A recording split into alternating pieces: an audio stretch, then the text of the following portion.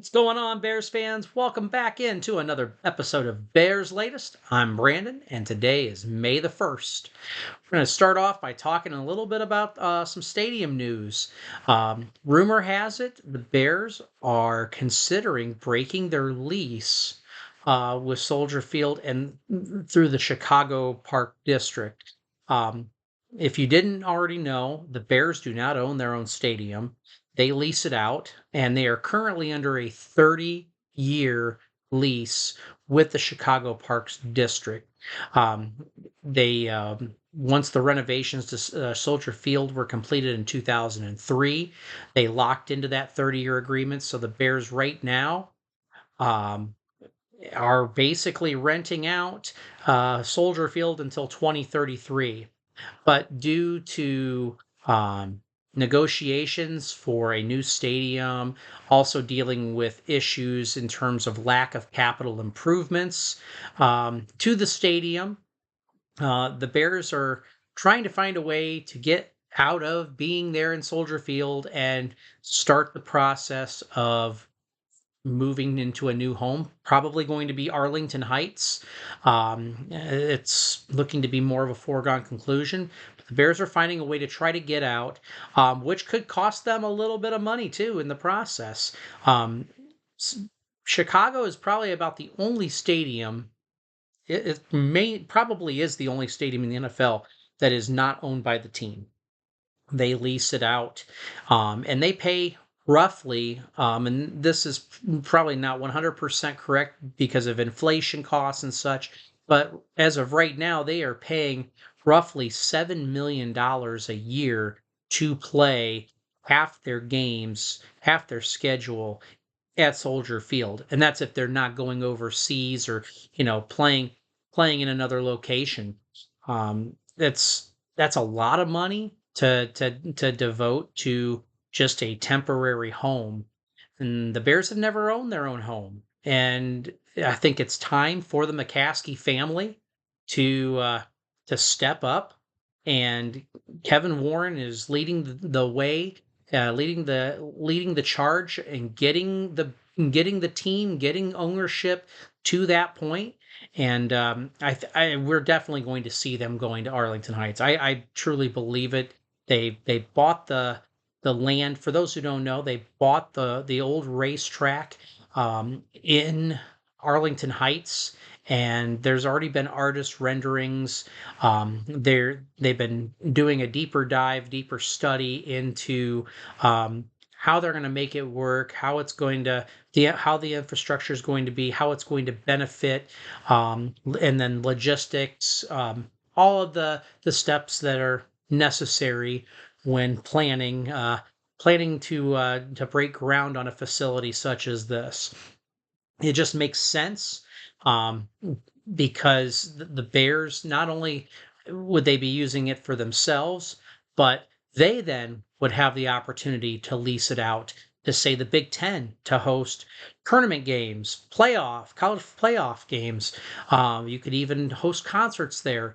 It'll be an opportunity for them to grow revenue and to not just throw their money down the tube just to be there 8 or 9 games a season, and having to rely upon them being the Chicago Park District for capital improvements, and with food concessions and such. You're having to rely on them to take care of that. And yes, some of your money goes towards those capital improvements, but you're not getting the kind of probably the kind of expansion and the kind of improvements that you'd like to see year in and year out. Um, I think it's going to be risky for them to try to break this lease, but they might have a negotiation tactic there. It could even be a bargaining chip to working towards securing land on the lakeshore, which again I doubt it, but trying to look at all the angles here right now. Um, I would say within the next couple of years, at the very latest, you're going to see the Bears break ground for um, a new stadium, a new facility, and I think they're going to be pulling out of their lease with Soldier Field. I do think it's going to happen before that 2033 end date. They're not the only ones that share that facility. The Chicago Fire, the MLS team, they also pay to play their home games there. And then you have concerts and other public and private events that are also held there throughout the year as well. So um, the parks district is making good money from the facility. Um, it's unfortunate that they are not putting as much in. Um, I mean, because with the renovations being 20 plus years old, I mean, it's still falling behind the times if you look at some of the new facilities that are being built. Um, and the Bears are, I'm sorry, they're in the bottom part of the league when it comes to that. I mean, you took away the view of those beautiful pillars, and if you've been to Soldier Field, saucer drop in the middle of the field stadium. If you know what I mean, it used to be able to see those beautiful pillars on the sides of the stadium, and being able to look out from the pillars to the lake shore, and it just very iconic. And I hope that if they end up building, when they do, I should say, build that new stadium, I hope that they're able to incorporate pillars into it, because that has become a part of history there with the Bears. So I hope that they find way to have personal touches like that. Because it's a part of their history. Even if they do lease the facility, it's part of their history. So um, not a lot of major dramatic news, but this is just um, one more clipping to go along with the number of other headlines that have come along the way in regards to um, a new stadium for the Bears. So we'll keep you posted. It's probably going to continue to be long and drawn out, but you guys need to know about it, because hey, you may be wanting to go to the new stadium or upgraded stadium or whatever, and you want to know what you're looking at on Sundays too. And it's time for the Bears to modernize. If we're finally modernizing with an offensive minded head coach and structure that is more common from a typical NFL team, would love to see that with facilities as well. We deserve it. All right, guys, we're gonna move on. While I was at work today, I started to do a little bit of thinking. Like, I want to continue to do our deep dives, and one position that popped up in my head was actually the cornerback slash safety position. I wanted to kind of touch on that because I was listening to Dave Wannstedt, former Bears head coach, still a fan of the Bears. He was on 670, the score. I think it was earlier this week, and they were talking about some of the players that were either drafted or picked up undrafted. Um, and one that he brought up that he really enjoys seeing, and is excited that the Bears draft him, is Zay Frasier. And no, it's not Za Frazier, Zay Frasier, out of UTSA, so University of Texas San Antonio. Um, the guy, watching his video, he looks like a ball hawk. He's very tall, very lanky. He has a knack for finding his way to getting the ball. Um, and he's just, when he's in coverage and he's on receivers, he does a great job of staying the with his opponent, and he's also always trying to have his hands on the ball at all times, whether he makes the play or not. He's always finding a way to try to snatch the ball, make a play, create a turnover, or be there to scoop up a turnover if one is created. He's got a great knack for finding the ball, and he also is a great blitzing corner as well, which leads me to believe that Dennis Allen might have some plans in place for Frazier to be maybe a nickelback, or could even look at, because we're going to have a need for safety. We've talked about this a few times now. We're going to have a need for safety here in 2026, most likely. And he's got the build to be a safety. He's got the speed. He can play inside the box. He can also play out and cover.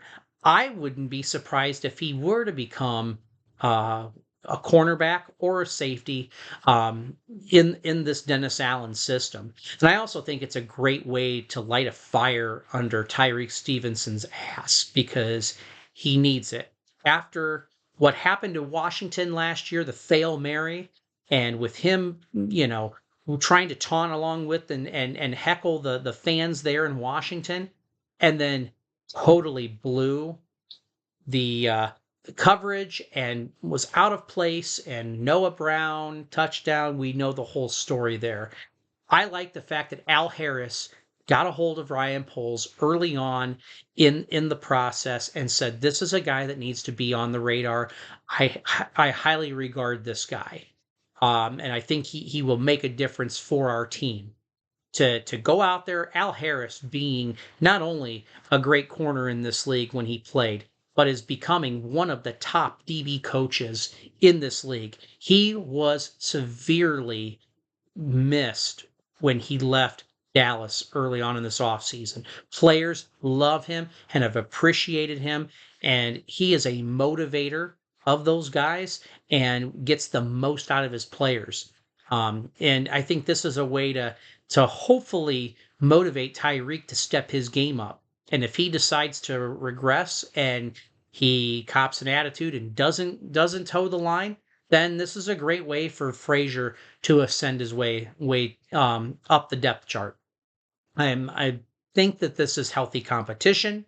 I think this is a guy that could become a long-term starter on the defense, whether it's playing cover corner eventually, or playing nickel, or playing safety position. Maybe if he bulks up a little bit more, gets a little more meat on him, he might even convert into a safety, or he might play some hybrid role. We don't know what Dennis Allen might have up his sleeve. I think we talk a lot about Ben Johnson being very innovative with his defense, or with his offense, excuse me. I think the same can be said for Dennis Allen. And I think the reason why Dennis Allen's defense recently have not been as successful is because they've been going through cap hell in recent years and having to restructure contracts or cut players. And I think it's a personnel issue.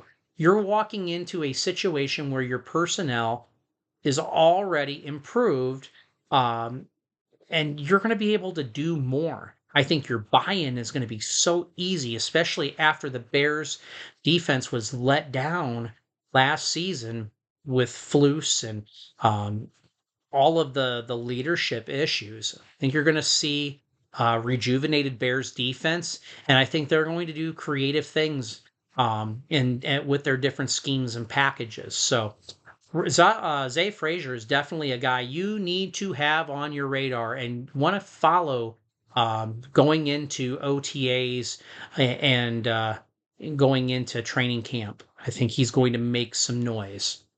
Another guy that I'd like to jump in and talk a little bit about, since we're talking about corner and safety a little bit.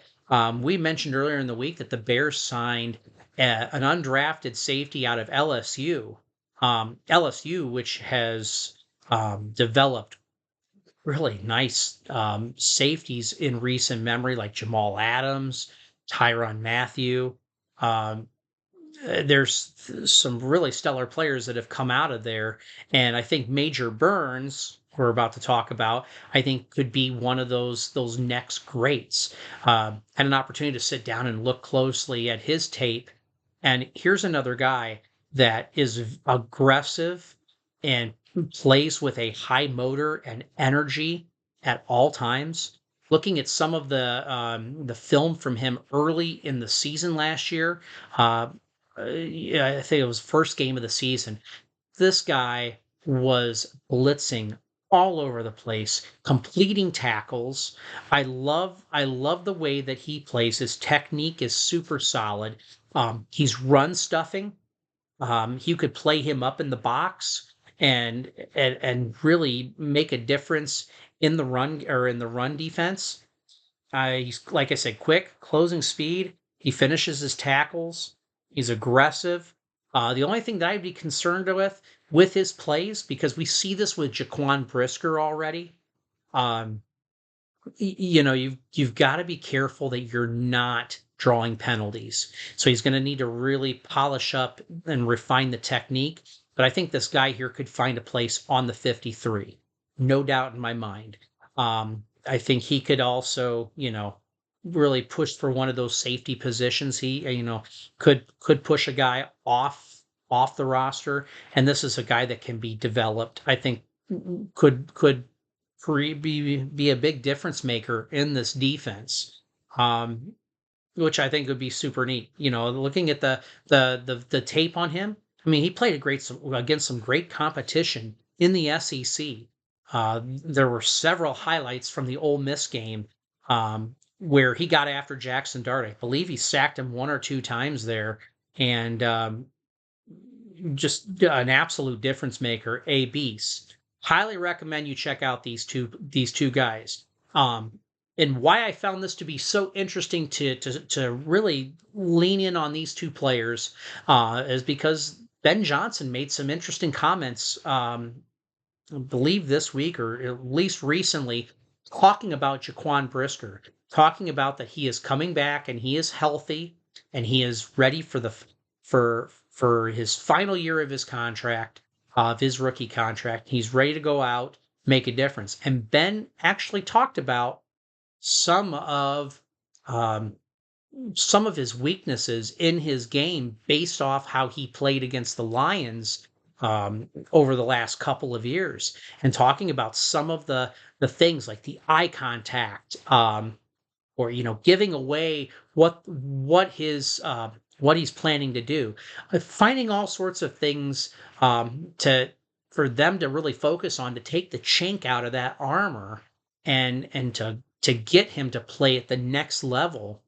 Because if Ben Johnson's recognizing this, pretty darn sure that other offensive minded coaches like Matt LaFleur and Sean McVay, have noticed these types of things as well. So to really get at Jaquan, and I wouldn't say he was ripping into him. He, professionally speaking, was saying this guy is great. However, we're going to go ahead and eliminate these weaknesses right here. We're going to refine your play. So then that way we make it even more difficult for quarterbacks and coordinators to scheme against this defense. I think this is a really cool opportunity, and to have a coach on the offensive side of the ball bring something up like that on the defensive side of the ball, I think is huge. We don't just have one guy that's just worried about the offense. He takes interest in what's going on the defensive side as well. That's a great leader. This is going to be a great teaching experience, and they're going to bring the most out of these players. And if Jaquan can't buy in, and he doesn't have the season like he should, there's guys that are hungry and ready to step up. And guys like Major Burns or even maybe Zay Frasier will be able to make themselves known and to step up if Jaquan can't. Because Jaquan is going to have to ball out this year. And he's going to have to do it in a way where he's playing safer, where he's not putting his body on the line all the time, and he's going to have to play mistake free. He's going to have to show this organization that he can do that if he wants to get another contract with this team, or it's the next man up. Before we wrap it up today, guys, I've got some different Bears news I wanted to just kind of end the day with. We just came out of obviously this draft, but I have a little more draft history I want to share because these are players from when I was a kid. That I've been able to enjoy again by watching YouTube footage of when they played during the Super Bowl season, played in the playoffs. Um, got to see these guys do their thing, and these guys back in 1984. So we're going to take it back a little bit. So we're talking, what, 41 years ago. The Bears continuing to build their team, their eventual Super Bowl winning team, drafted 2 players in the first 2 rounds that were difference makers on this team.